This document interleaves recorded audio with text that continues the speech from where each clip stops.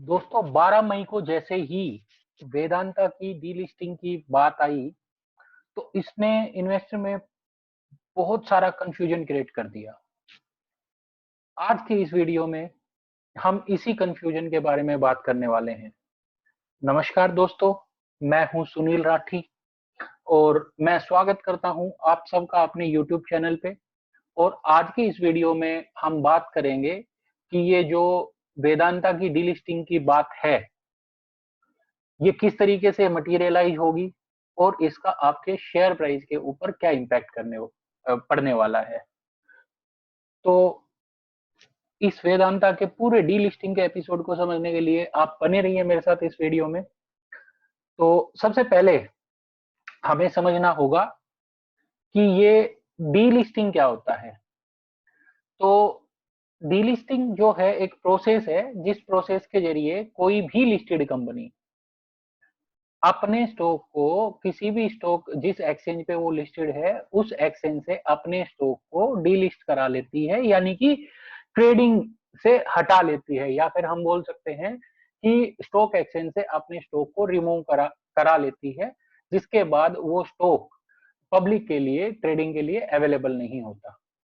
तो ये डीलिस्टिंग जो है ये दो प्रकार की हो सकती है। इसमें एक होता है इनवॉलेंट्री डीलिस्टिंग एंड दूसरा होता है वॉलेंट्री डीलिस्टिंग। तो सबसे पहले हम समझते हैं कि ये इनवॉलेंट्री डीलिस्टिंग क्या होता है। तो इनवॉलेंट्री डीलिस्टिंग एक वो प्रोसेस है जिसको हम एक फोर्स्ड डीलिस्टिंग भी बोल सकते हैं। ये फोर्स्ड डीलिस्टिंग क्यों होता है? जब कोई कंपनी एक्सचेंज के जो लिस्टिंग नॉर्म्स हैं या जो लिस्टिंग रिक्वायरमेंट्स हैं उनके साथ जब कोई कंपनी कंप्लाई नहीं कर पाती है या वो कंपनी बैंकरप्सी के लिए फिल करती है, तो इस तरह की कंपनीज के शेयर्स को उस पर्टिकुलर स्टॉक एक्सचेंज से डीलिस्ट कर दिया जाता है। एंड डीलिस्टिंग के बाद वो शेयर जो है पब्लिक की ट्रेडिंग के लिए अवेलेबल नहीं होता। तो जब भी किसी कंपनी के ऊपर फोर्स्ड डीलिस्टिंग होती है तो ऐसे केस में वो कंपनी का जो शेयर है वो बहुत ही स्पीड से या फिर उसमें हम पैनिक सेलिंग देख सकते हैं। फिर दूसरी टाइप का जो डीलिस्टिंग आता है दोस्तों वो होता है voluntary delisting. And voluntary delisting में क्या होता है, जब कोई कंपनी अपनी चॉइस से अपनी मर्जी से, या इसको हम डेलिब्रेट डीलिस्टिंग भी बोल सकते हैं, जब कोई कंपनी अपनी चॉइस से अपने शेयर को स्टॉक एक्सचेंज से रिमूव करा लेती है तो इसको हम वॉलंटरी डीलिस्टिंग बोलते हैं। तो ये बेसिकली क्यों किया जाता है? जब कोई कंपनी एक्सपेंशन स्ट्रक्चर रिस्ट्रक्चरिंग या फिर कोई दूसरी कंपनी जब उस पर्टिकुलर कंपनी को एक्वायर कर ले या फिर प्रमोटर ही अपना स्टेक रेज करना चाहे, तो ऐसी सिचुएशन में company can go for voluntary delisting. तो वॉलंटरी डीलिस्टिंग जो होती है उसे हमें बहुत ही केयरफुली या बहुत ही ध्यान से देखना चाहिए, क्योंकि कई बार ये वॉलंटरी डीलिस्टिंग जो होती है वो इन्वेस्टर्स को अच्छा प्रॉफिट बनाने का मौका देती है। तो ये जो वेदांता का अभी इशू चल रहा है वो वेदांता का जो इशू है उसके ऊपर ये वॉलंटरी डीलिस्टिंग ही एप्लीकेबल होती है। तो इसमें फिर हम देख सकते हैं कि जब कोई कंपनी डीलिस्टिंग के लिए जाती है या फिर कोई कंपनी जब वॉलंटरी डीलिस्टिंग लेना चाहती है तो उस वॉलंटरी डीलिस्टिंग के लिए कंपनी को क्या क्या स्टेप्स लेने पड़ते हैं। तो इसमें सबसे पहले तो कंपनी को अपना जो डीलिस्टिंग का प्रपोजल है वो एक्सचेंज को देना होता है। इसके बाद कंपनी को अपने शेयर होल्डर्स, जिसमें बोर्ड ऑफ डायरेक्टर्स भी आ जाएंगे एंड पब्लिक शेयर होल्डर्स भी आ जाएंगे, उनकी अप्रूवल लेनी पड़ेगी या फिर यहाँ पे हम कह सकते हैं कि उनकी परमिशन लेनी पड़ेगी। इसके बाद फिर जो अगला प्रोसेस होगा, कंपनी को जब डीलिस्ट कराना है तो इसका मतलब क्या होगा कि कंपनी ने जो शेयर्स पब्लिक को इशू कर रखे हैं, कंपनी को वो शेयर्स पब्लिक से वापस खरीदने पड़ेंगे। ठीक है, तो इसका मतलब क्या हुआ कि कंपनी किस रेट में खरीदेगी इसका एक मिनिमल प्राइस भी कंपनी को ऑफर करना पड़ेगा, जिसको बेसिकली हम फ्लोर प्राइस बोल सकते हैं। इसके बाद ये जो पूरा प्रोसेस है या फिर जो पूरा का पूरा जो डीलिस्टिंग का प्रोसेस है, इसको मूर्त रूप देने के लिए कंपनी को क्या करना पड़ेगा, मर्चेंट बैंकर्स या फिर लीड मैनेजर अपॉइंट करने पड़ेंगे, जैसा कि आईपीओ के टाइम पे कंपनी को करना पड़ता है। तो कोई भी डीलिस्टिंग केवल उसी वक्त सक्सेसफुल डीलिस्टिंग मानी जाएगी जब वो कंपनी जो डीलिस्टिंग होना चाहती है वो कंपनी अपनी टोटल मार्केट कैप का 90% एक्वायर कर ले। ठीक है, तो अगर कंपनी 90% शेयर एक्वायर नहीं कर पाती है अपने टोटल मार्केट कैप का, तो इसका मतलब वो कंपनी का जो डीलिस्टिंग है that will not be successful. और इसमें जो इन्वेस्टर्स होते हैं, इन्वेस्टर्स को उस कंपनी से एग्जिट करने के लिए सफिशिएंट टाइम मिल जाता है। ऐसा नहीं होता कि आज डीलिस्टिंग का अनाउंसमेंट आया तो कल से कंपनी का शेयर ट्रेडिंग के लिए अवेलेबल नहीं होगा। It's not like that. Investors will have ample time to exit from that particular company. अब बात आती है कि वेदांता के विषय में अब हम बात करेंगे कि वेदांता ने डीलिस्टिंग का क्यों चूज किया, या फिर वेदांता क्यों चूज क्या रीजन दिया है अपनी डीलिस्टिंग के पीछे। तो यहाँ पे मैंने एक स्क्रीनशॉट लिया है moneycontrol.com से, एंड इसमें आप देख सकते हो जो रीजन वेदांता ने अपनी तरफ से दिया है। इसमें वेदांता ने कहा है कि वो थोड़ा सा जो प्रोसेस है अपना, मतलब कि जो डीलिस्टिंग का जो रीजन उन्होंने दिया है, बेसिकली वो क्या करना चाह रहे हैं, जो प्रोसेस है उसको सिंप्लीफाई करना चाह रहे हैं। यानी कि कंपनी चाहती है कि रेगुलेटरी के जो इतने सारे नॉर्म्स होते हैं उनमें उनको थोड़ा सा छूट मिल जाए। ये उन्होंने बेसिक रीजन दिया है, एंड इसकी वजह से ही वेदांता ने चूज किया है। ये तो वेदांता ने अपनी तरफ से लॉजिकल रीजन दिया है जिसकी वजह से they want to get delisted. But यहाँ पे हम समझने की कोशिश करेंगे कि इसके अलावा अनऑफिशियल रीजंस क्या क्या हो सकते हैं वेदांता की डीलिस्टिंग के पीछे।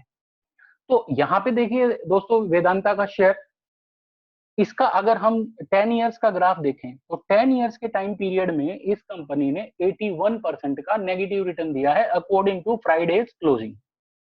एंड इसमें आप देख भी सकते हैं ग्राफ में, ये स्टॉक कभी जो 490 रुपए के आसपास होता था उसने अभी रिसेंटली 60 रुपए के करीब का लो लगाया, और अभी फ्राइडे को 92 रुपीज के आसपास ये क्लोज हुआ है। तो अगर प्राइस वाइज हम देखें तो प्राइस आज की डेट में बहुत ही चीपर रेट पे अवेलेबल है। और जब चीपर रेट पे अवेलेबल होता है तो सिंपल सी चीज है ना कि आज की डेट में अगर कंपनी डीलिस्ट होना चाहती है तो they will be able to buy shares at a much cheaper price. ये तो एक रीजन हो गया क्योंकि शेयर्स जो है इस कंपनी के अभी बहुत ही चीप रेट पे अवेलेबल हैं, तो एक एक वैलिड रीजन हम इसको मान सकते हैं। दूसरा रीजन ये है, देखिए कि जो वेदांता की शेयर होल्डिंग है ना उसमें 50.13% जो शेयर्स हैं वो प्रमोटर्स के पास हैं, एंड 49.87% जो है वो जनरल पब्लिक के पास है। ठीक है, तो अब हो क्या रहा है ना कि अप्रोक्सीमेटली हम कह सकते हैं कि 50% प्रमोटर्स के पास है, 50% ही जनरल पब्लिक के पास है। अब एक सबसे बड़ा रीजन ये है कि वेदांता के ऊपर डेट्स बहुत सारे हैं। ठीक है, और कंपनी का जो डिविडेंड पेमेंट है, यानी कि कंपनी बहुत ही हेल्दी डिविडेंड देती है, यानी कि हर साल डिविडेंड के ऊपर ही कंपनी का बहुत सारा कैश आउटफ्लो हो जाता है।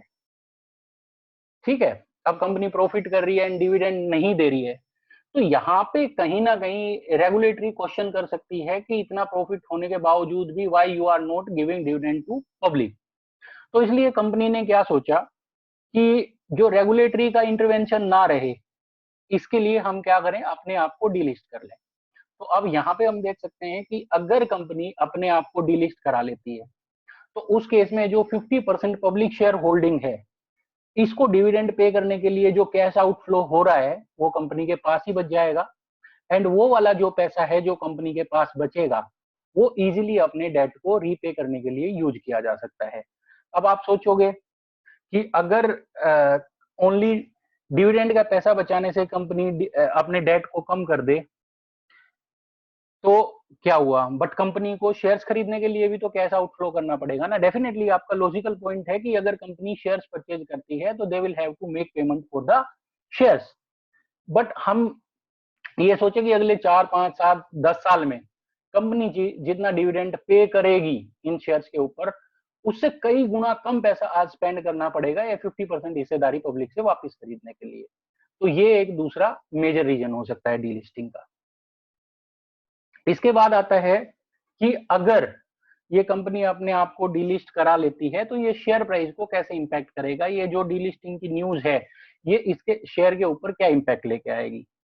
तो यहाँ पे हम ये समझें कि जो डीलिस्टिंग होगी, इस डीलिस्टिंग में कंपनी को क्या करना पड़ेगा, जो टोटल शेयर्स हैं, इसमें टोटल शेयर्स की मैं बात कर रहा हूं जो प्रमोटर्स के पास भी हैं, एज वेल एज जो कंपनी के प्रमोटर्स के पास, एज वेल एज जो कंपनी के शेयर होल्डर्स के पास यानी कि पब्लिक के पास है, इन दोनों का 90% प्रमोटर्स को खरीदना है। तो जैसा कि पिछली स्लाइड में हमने देखा था कि 50.13% तो ऑलरेडी प्रमोटर्स के पास है। अब रिमेनिंग जो 49 समथिंग परसेंटेज है शेयर्स का, उसमें से उनको इस एक्सटेंड तक हिस्सेदारी खरीदनी पड़ेगी कि जो टोटल स्टेक है प्रमोटर्स का वो 90% हो जाए। तो यहाँ पे सीधी सी बात है ना कि अगर प्रमोटर 90% स्टेक मेंटेन करने के लिए बायर बनता है तो obviously they will be creating huge demand, and इसकी वजह से क्या होगा कि price will be going up. If company, अगर कंपनी ट्रूली डीलिस्ट होना चाहती है तो definitely it will bring a positive impact on the share price. And इसमें यहाँ पे एक चीज और मैं ऐड करूंगा कि पॉजिटिव इंपैक्ट क्यों लेके आएगा, क्योंकि कंपनी ने अपनी तरफ से ही 87 समथिंग का तो फ्लोर प्राइस सेट किया है। तो अगर ये डीलिस्टिंग मटीरियलाइज होती है तो इससे तो बहुत ज्यादा प्राइस पे ही आप अपना शेयर जो है वो कंपनी को टेंडर कर पाओगे।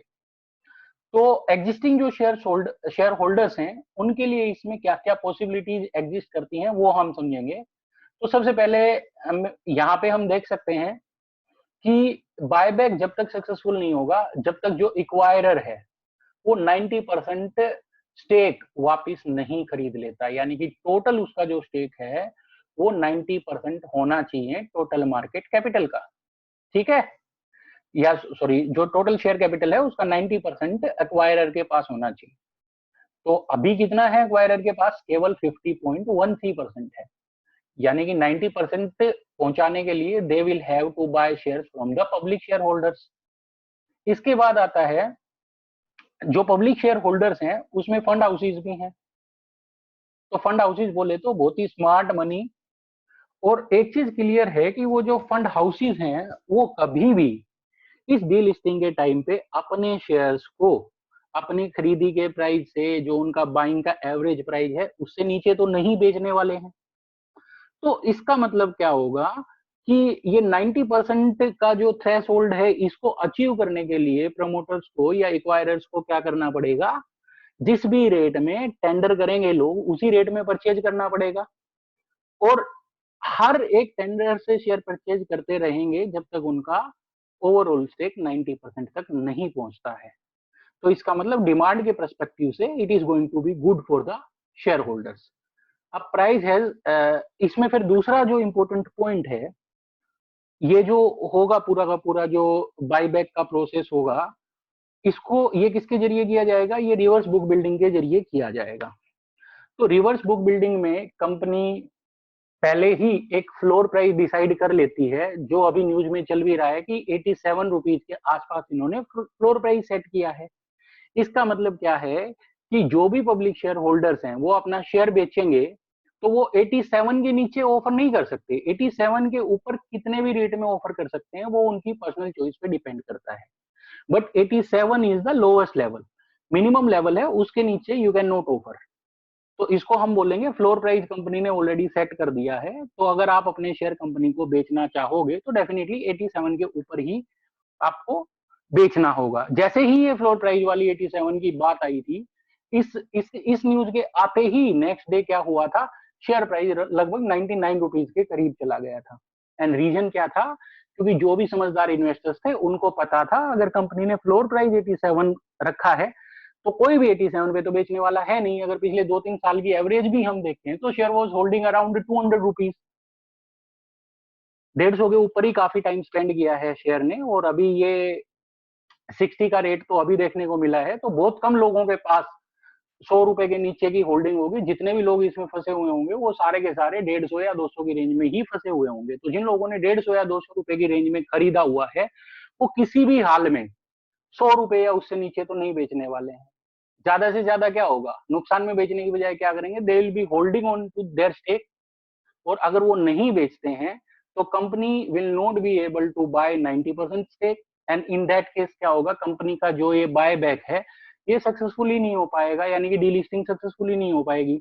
अगर कंपनी सीरियसली इस डीलिस्टिंग को सक्सेसफुल करना चाहती है तो उनको क्या करना पड़ेगा, जिस भी रेट में पब्लिक शेयर ऑफर करती है उस रेट में उनको परचेज करने ही पड़ेंगे। तो इसका मतलब क्या है कि अगर आप एक एग्जिस्टिंग शेयर होल्डर हो तो आपको घबराने की जरूरत नहीं है, और आपकी एवरेज अगर 100 रुपए के नीचे है तो आपके लिए तो बहुत अच्छा मौका होगा अच्छा प्रॉफिट बनाने का। अगर बाई चांस आपकी बाइंग एवरेज अराउंड 150 है तो भी ऑल इन ऑल आपको इस डील में प्रॉफिट ही होने वाला है। तो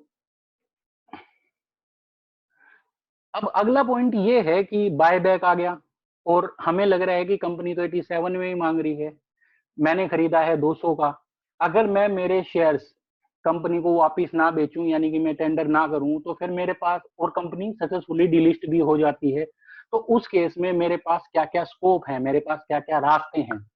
तो यहाँ पे सीधी सी बात है कि अगर आप अपने शेयर्स कंपनी को ही वापस नहीं बेचते हो तो उस केस में क्या होगा कि still you will be the share holder of the company.